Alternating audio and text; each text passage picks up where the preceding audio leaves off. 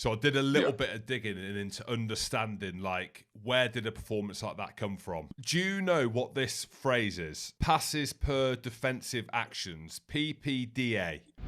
And then you get the dream ticket. I don't know if it is the dream ticket to go over to Leinster, to Croke Park in Dublin. Did you watch the Leinster La Rochelle game? I don't know how it works now when you've got so much rugby on and stuff like that and the kids. But yeah, I couldn't watch all of it. I think I watched the first 20 minutes or so. And then we had to start prepping for our game, kind of thing. Seen highlights and whatnot, but yeah, it ended up being a pretty one-sided result, didn't it? Yeah, it did. Yeah, Leinster, another level course now, and I did a little bit of digging into this because I'm watching it, and like it's easy to take a kind of superficial snapshot on the game and being like, yeah, like Leinster, you look at the scoreline, 40 points to 13, like they hammered them.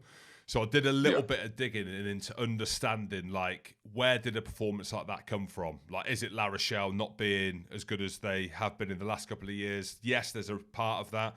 A lot of travel, obviously, involved. They stayed up in Munster and stuff like that. But I'm going to hit you with a couple of things. This is a little bit of insight, Courts, that I got off my mate. Right. Again, you go back to Chasing the Sun too, and you look at the detail of Felix Jones, what he's doing. He's on YouTube going through the dark web, trying to find them small gains. Like that stuff didn't exist when I was playing at all. If it did, we probably would have won a World Cup and a few Six Nations off the back of it. But do you know what this phrase is? Passes per defensive actions, PPDA. Do you know what that is? Is it the amount of passes you get in before a tackle is made? Yeah, it is, yeah. And I didn't know this at all. Not that you would need to know this, but this is a stat course which apparently at the strategic end of the game is being spoken about. And, you know, like as in the coaches and the analysis, they go really deep into like these micro bits of detail, right? We as players probably don't need to know that. You just need to get off the line and fucking smash someone, right? That's simple as that. But I think with Leinster, they found an Achilles heel in their game. Like Jacques Nienabar's found an Achilles heel in their game. There's quite an obvious one when they came up against La Rochelle basically, the bigger power teams. So everyone's thinking Jacques Nienabar's come in, defensive mindset. Again, going back to the doc, you're seeing these kind of quirky traits that he's got, the South African influence. So yes, there is that. Yes, there is the Leo Cullen effect, having, I suppose, the confidence and the trust to bring someone like Jacques Nienaber in. But they picked out this stat, passes per defensive action, where they were really low down. They were somewhere like 16th or something in the rankings. And what that is basically was saying that their line speed was completely off. So teams were playing in front of them more. They weren't getting off their line. They weren't making the collisions behind the gain line. And they were really, really far off them stats. So when you look at it and some of the changes that they made at the weekend against La Rochelle, Will Connors, for example, started ahead of Josh van der Fleer. Like, that was a big statement, right? Josh van der Fleer, World Player of the Year a couple of years ago. Like, Will Connors comes in, you'd be like, well, there's no chance. And, like, it was a stroke of genius. Also, you look at Ryan Baird starting ahead of, like, whoever, like, in that position. And, yes, I know he's a freak athlete, but his collisions behind the gain line, getting off the line. So there was that thing that was picked up about it as well. But digging a little bit further into it as well and asking about the psyche is, I think what Jacques Nienaber's done, he has empowered them like he did with South Africa, using them physical attributes and conversations about challenging the players, like Tyke Furlong. He was smashing Will Skelton off everything. His sole purpose in the game, and Tyke hasn't been at the level he has been a couple of years ago. He was obviously world class, but he was the best tight end in the world. He was smoking Will Skelton. Apparently he was in that game just to man mark him. So I think Leinster, for me, looking at that game, yes, they added on the layers. Everyone's talking about the attack, Jamison Gibson part, going down the short side, their attack at the line, but it was their defence. It's their defence for me that won that game against La Rochelle. They weren't even in it. They got monstered. So it's a massive statement of intent. Yeah, definitely. And I think they identified what's La Rochelle's main advantage over Leinster would be size, / physicality. And as I was saying before, if you are getting bullied, like, you almost never see a team get bullied up front and still win the game. So you absolutely have to at least match your opposition there if you want to have a good chance, especially winning at the highest level when teams have often got people who can play behind a dominant pack and punish you. So, yeah, you stop it at source, and they did that. Yeah, and they've also got some big units now. You think about some of the, if we call them athletes, like Dan Sheehan, everyone's talking about him, but he's a big man. Andrew Porter's a big man. Ty Furlong's a big man. Joe McCarthy is a big man. And Ireland and Leinster have been very structure-based. So everything's been around their structures, around their strategy of how they play, and they haven't had that physicality. They've not had them big monsters. Jamie Osborne at 12 is a big lad as well. And that's a part of it, Courtney, isn't it? Like, you look at your team, you look at Northampton, and that's why against the Bulls, some of the games this season, like the Saracens, the physical attributes and the size of the human Augustus that you've got. You mentioned Tom Pearson, yourself, Alex Coles. Like, these are kind of new breed athletes that you need to compete at the business end of the season, right?